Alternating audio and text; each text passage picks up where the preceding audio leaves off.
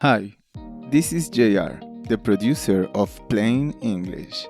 I want to say thank you for being with us for 200 episodes. Today, Jeff will tell us the differences between living in Canada and living in the US, and he'll have a little help from me since I've lived in both. That's right. Thank you, JR, and welcome to Plain English to all of you out there around the world as we celebrate our 200th episode. The full transcript of today's episode, plus our additional Plain English Plus resources, are available at plainenglish.com/200. I like the sound of that. plainenglish.com/200. On today's episode, the differences between living in Canada and the US. I've heard from so many of you who are planning to come to either Canada or the US to live, maybe to study. So I thought I would share some differences between the two countries. And special thanks to JR, who helped me with the research for this episode. He has spent an extended amount of time in both countries. Now, we might have reached 200 episodes, but we're not slowing down.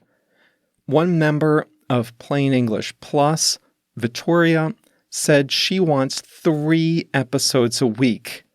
Now, I'm not promising anything.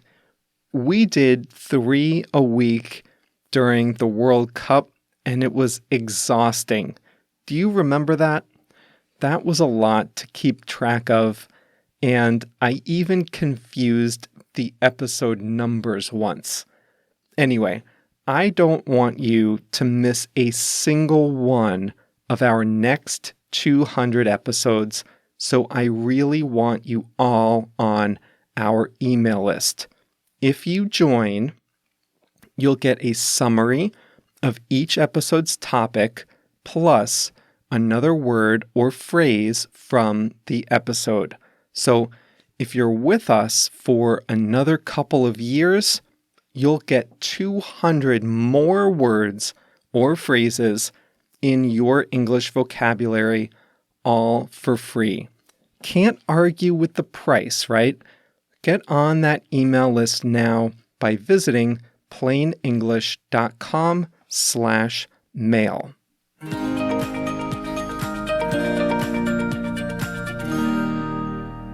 Canada and the United States are similar in a great many ways. The two countries are neighbors, friends, and allies. The border between our two countries is the world's longest undefended border. Our northern states are economically closely integrated with Canada. Many people cross the border every day for work. Culturally, too, we are very similar. What's trending in the US is often trending in Canada too. American TV networks are broadcast in Canada. The movies, music, and TV shows popular here are, you guessed it, also popular in Canada. Every now and then, you'll hear that a business leader, news anchor, actor, or other prominent person in American culture is Canadian. The host of our most popular quiz show, Alex Trebek, is Canadian. One of our most popular news anchors from my childhood, Peter Jennings. He was on every night in my house growing up. He was Canadian. Canada's sports teams play in American leagues, except in ice hockey, where the tables are turned and American teams play in Canada's hockey league. So you might think that there are few differences between the two countries, but that's definitely not the case. In this episode, we'll talk about some of the ways the United States and Canada are different. Number 1, Canada is cold. If you like the great outdoors, and if you don't mind the cool weather, then Canada is a great place to be. But you have been warned. Canada is cold. The most temperate place to live would be the West Coast, Vancouver and thereabouts. But almost anywhere else you go, the cold will be a part of life. Even the southernmost cities like Toronto still have cold and snowy weather for a large part of the year. Canada has some good geographic diversity. They have plains, coastline, forests, mountains, and glaciers. The Canadian Rockies are beautiful. The U.S. arguably has more geographic diversity. So take all that and add deserts and beaches. So if you like the outdoors and don't mind bundling up, then you can be happy in either place. Number 2, healthcare. And this is probably the biggest day-to-day difference for people going to live permanently in either country. If you're going to study, you won't notice much difference. But the whole system of health insurance in the United States is messed up. There is no other word for it. It works very well if you get a good health insurance plan at work as part of your compensation. But if you don't, then health insurance is very, very expensive, and you might not even qualify for it here. In Canada, by contrast, health insurance is run by the government and included in your taxes. It's a lot simpler, and nobody gets left behind. The trade-off is that you sometimes have to wait longer for service, and the very best hospitals and most cutting-edge technology is in the United States. So is Canada better for healthcare? Some people think so. I think Canada is better if you're not going to have good health insurance provided by a job. But if I need a life-saving surgery, I'd rather be in a hospital in the United States. Number 3, culture wars. The U.S. is very politically divided, and the divisions are often very personal. 25 years ago, we certainly had political divisions and rivalries, but the two sides are now highly polarized. The two sides, it's almost like they can't speak to each other. And the word we have for it here is culture wars. Issues like abortion, gun ownership, taxes and regulations, the role of religion in public life, all these are part of the culture wars, deep social divisions between two polarized camps. The two sides seem to have their own media, their own TV networks, newspapers, websites, and increasingly they live apart. We now talk about red states and blue states based on how the states tend to vote, as if entire states of the Union belong to one side or another. Canada has largely escaped the culture wars that divide Americans. They have lively politics and meaningful differences between the parties, but they don't have the kind of deep cultural divisions that we have here. Number 4, income. Americans, on average, make a higher income than Canadians, and Americans can keep more of what they make. Americans tend to be more risk takers in business and in their careers. Canadians, and obviously I'm generalizing, but Canadians tend to be more sure and steady. So if you want the best chance of making a very high income, start a company that changes the world, work in high-tech, innovative finance, then you probably want to be in the US. But both countries can offer a very, very good middle-class, high standard of living. Number 5, shopping and entertainment. In a way, this is almost an unfair comparison simply due to the size. But it must be said, your options are limited in Canada. Now, it's all relative. We live in an age of material abundance, and a middle-class family in either country will have a lot of options. Options that just a generation earlier would scarcely be possible. So this is a matter of degree. But the US is a much bigger market, so we tend to have a wider variety of goods available for home delivery, better options for cell phone plans, more retail shops to choose from, things like that. All right, now for the lightning round. Canada is a bilingual country, so there's a lot of French spoken there. If you're in Quebec, you'll notice everyone speaking French first. In the US, we don't have a second official language. Actually, we don't have any official language here, but a lot of people speak other languages. Canadian money is much more colorful. Purple, green, blue. They also have dollar coins. American money is homogeneous by comparison. We do have dollar coins, but nobody uses them. Paying a bill at a restaurant is so much better in Canada.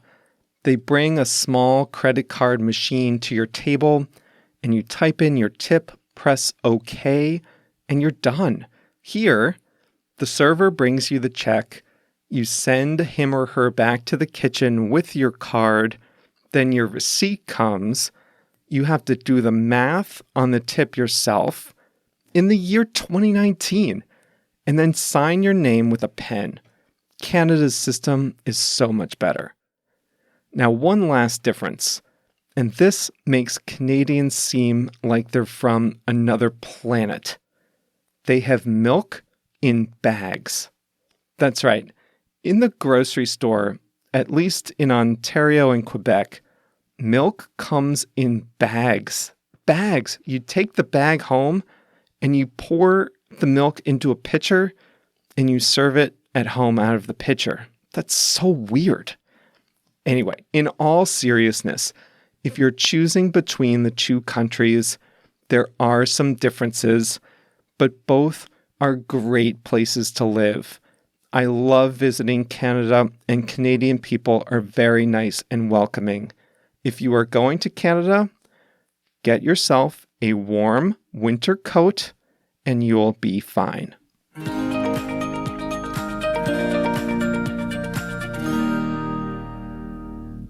This might be something small and simple, but this was the first difference I noticed after I got to the airport in Montreal. Cars have only one license plate, and it's on the back side. I didn't like that because I was waiting for my Uber, and I was expecting to see the license plate in the front. You know, once you are sure about your car, then you can signal to the driver to stop. but I could only see the plate once the car was gone, and by then it was too late. And you know how in many countries the plates have a graphic design, a drawing of something emblematic from the state? In the United States, for example, Florida's plate have oranges. Illinois has a picture of Abraham Lincoln, a famous president. But in Canada, they have phrases and not drawings. The one in Quebec is Je me souviens, which means I remember. Every province in Canada has a different phrase. Let me tell you what I like the best about Plain English Plus. I remember when I was studying English in Mexico. Back then, I felt prepared to live in the United States. But when I finally got to Chicago, let me tell you, everything was hard because my English teachers were Mexicans, so my ear was used to the Latino accent. In the US, I felt like everyone spoke too fast, that I could not understand all the words. It made me feel shy speaking English. I love the grammar videos from Plain English Plus because after listening to the podcast and getting your ear used to the American accent, you can watch the videos and learn tools in English that are very helpful for living in any English-speaking country. Remember, there is a new video for every episode. You can learn all about it at plainenglish.com/plus.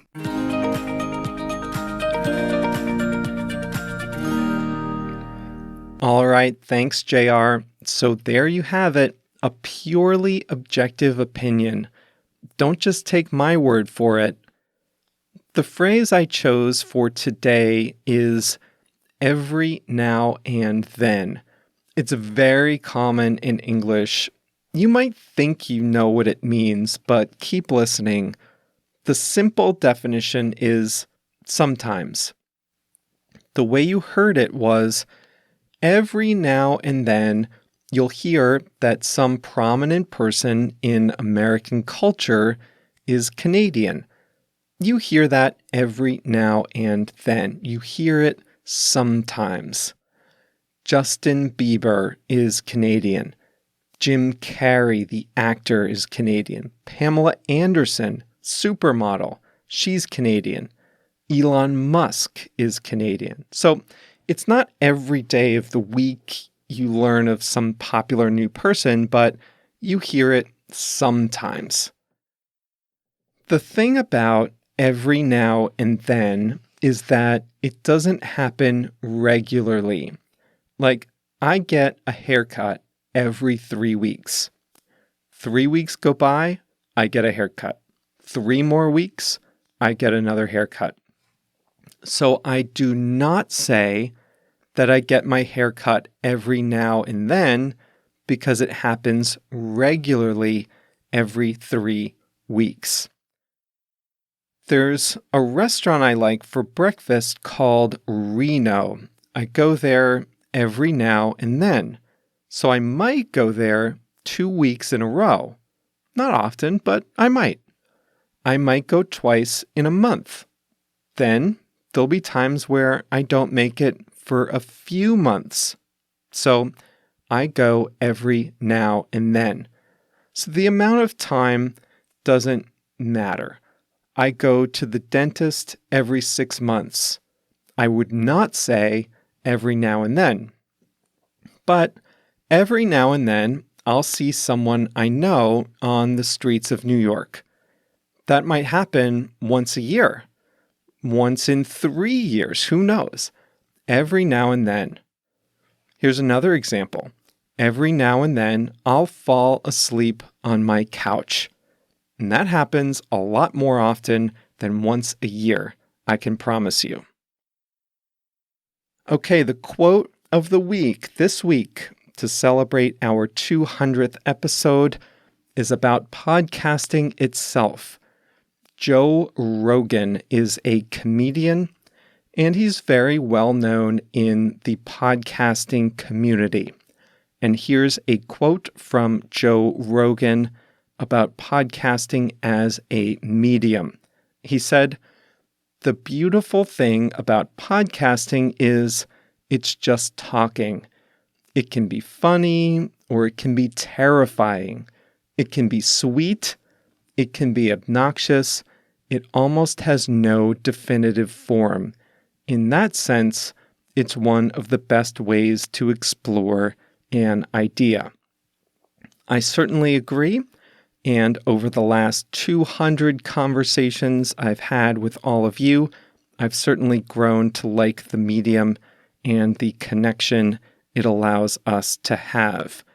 And with that, I'll leave it to JR to have the final word on episode number 200. I want to say thank you to Jeff for always coming up with great topics and great ideas, and for always having a great attitude with the whole Plain English team. And thank you to everyone who is with us every Monday and Thursday. I am so happy to do something that helps others who are learning English. I loved reading all your emails telling us how much your English has improved. That's what makes this all worth it to us. Plain English will be here for the long run, for as long as you find our podcast helpful. Every one of you is extremely important to us, whether you listen to only a few episodes or if you are with us every week. Thanks again. And by the way, Jeff forgot to say that Drake and Shawn Mendes are both Canadian too.